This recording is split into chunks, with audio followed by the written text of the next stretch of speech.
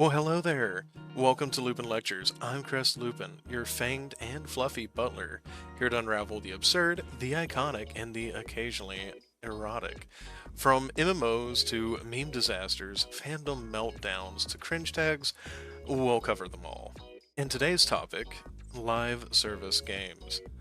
What they are, why they keep showing up, and whether they deserve your time, your wallet, and more importantly, your sanity.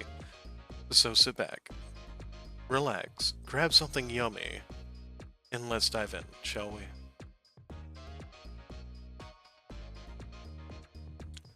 So, what is a live service game?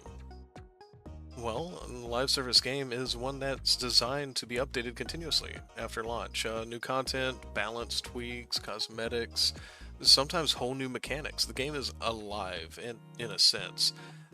It's meant to evolve. Think Destiny 2, Warframe, Fortnite, Genshin, hell, even Modern Warfare, seasonal battle passes. Ugh. The idea is simple. You're not just buying a product, you're stepping into a platform, a digital lifestyle. The game wants a long-term relationship with you, and oftentimes your wallet. Whether or not you want one back, that's where things get a little complicated. Because now, instead of buying a game and being left alone to enjoy a nice, quiet evening, it wants commitment. And it wants it bad. They don't just want you to play, they want you to check in. Every day, maybe a few times a week. Did you log in? Did you do your dailies? Did you claim your limited time only offer? It's like dating someone who asks you, "How was your day?" Then immediately follows it up with, "Cool! Now, could you grind 45 fragments of moon crystal so I can unlock my seasonal personality?" You're not just a player anymore, darling. You're part of a schedule. And the moment you fall behind, oops, now your friends are stronger than you are, the armor you liked is gone, and the game's already halfway into its next identity crisis. Now, don't get me wrong, not every live service relationship ends with your heart broken and your wallet, well, emptied. There is a little bit of a romance floating around the live service end of the pool. Take Final Fantasy XIV, for example. The shining poster child of how to treat your players like people instead of loot pinatas. The game didn't just rebound from failure, it went full glow up, like anime redemption arc, with tears in the rain level of glow up. Developers talk to the community, content drops are actually finished. You're allowed to walk away and come back without being punished like a bad dog.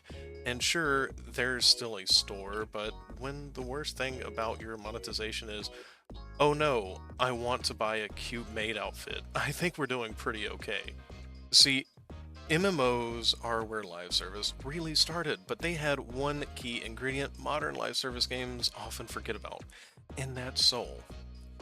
World of Warcraft, RuneScape, Guild Wars, Final Fantasy, these games are beloved, and they weren't just selling you updates, they were building worlds, places you could live in, fall in love in, and die horribly due to lag in.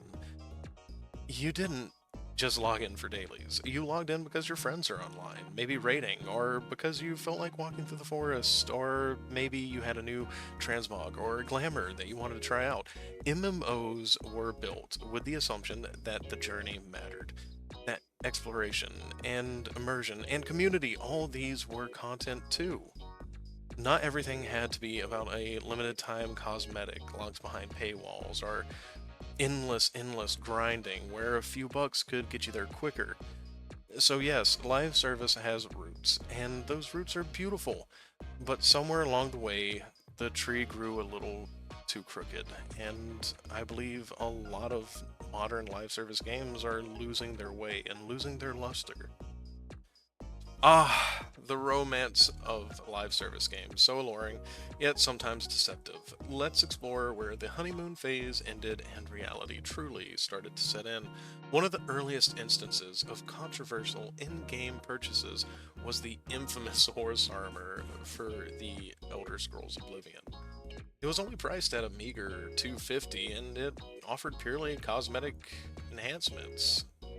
However, the landscape shifted dramatically with the introduction of loot boxes. These randomized reward systems, akin to gambling, became extremely prevalent in games like Forza and Overwatch, leading to widespread criticism and regulatory scrutiny.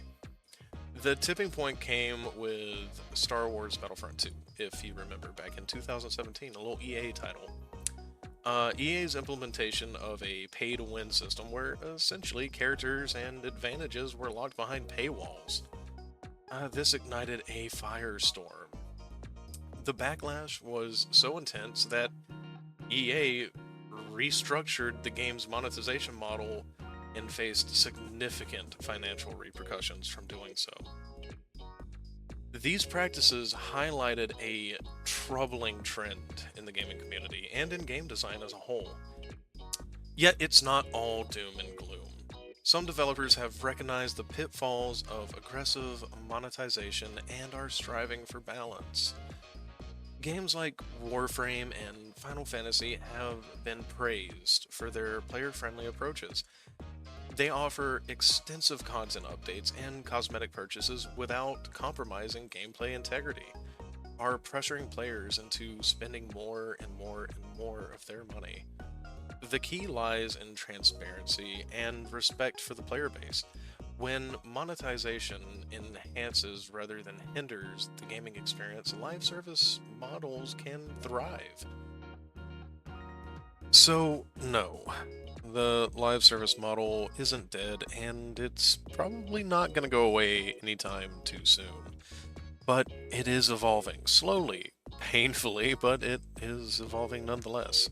Like a new MMO in its early infancy, it's changing. And as players, as creators, as denizens of these beautiful worlds, we do have power and we can reward the ones that respect our time. And we can walk away from games and other live service models that honestly don't. We can keep holding the industry accountable. We should. We're the players, we have the power. Because at the end of the day, gaming was never about the store, it was about the stories. And those are worth fighting for. This has been a Lupin Lecture. Thank you for attending. It's been delightful having you. And if you enjoyed this, don't forget to like, sub, or whisper your thoughts into my comment section. I'm always listening. And honestly, I would like to hear what you'd like to see me talk about next.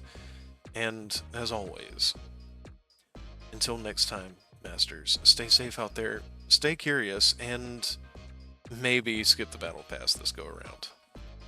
Take care.